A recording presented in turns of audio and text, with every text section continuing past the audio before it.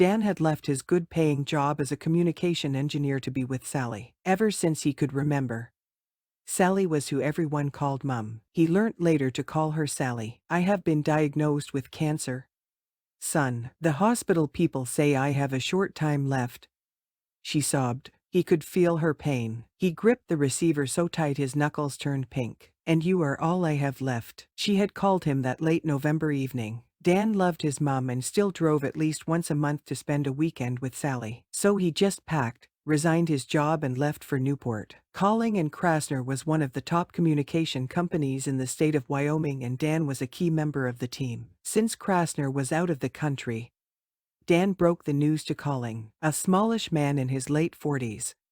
Steve Calling understood the emotion. He had once quit his job to leave with his dad, who had been diagnosed with lung cancer. "Wish her well for me." As he held the door open for Dan, he patted his shoulder and whispered to him, "Your job will be waiting if you decide to come back." Less than a month later, and looking weaker than ever, Dan walked into her room and paused to look at the woman lying on the bed. He gently drew the blind, trying not to wake her. He got to the door when he moved her head a little bit. He stopped. "Good morning, Mum. How are you today?" They chatted for a while.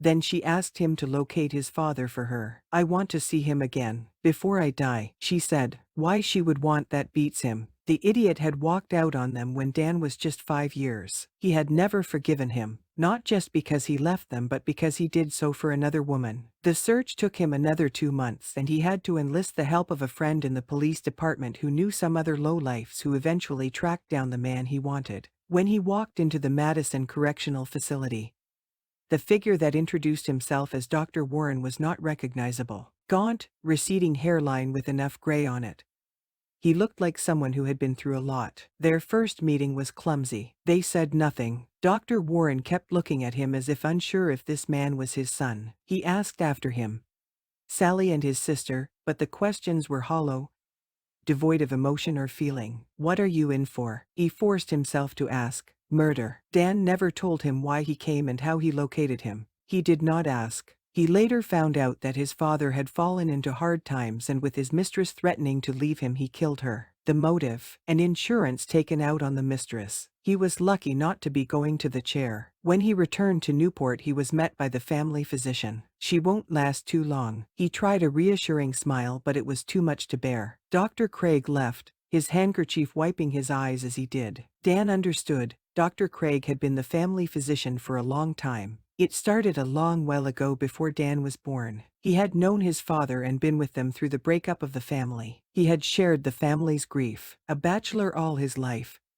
somehow he felt touched by the destruction of a stable family. As he once told a friend, Dan even once thought that they, Dr. Craig and Sally, were having a fling.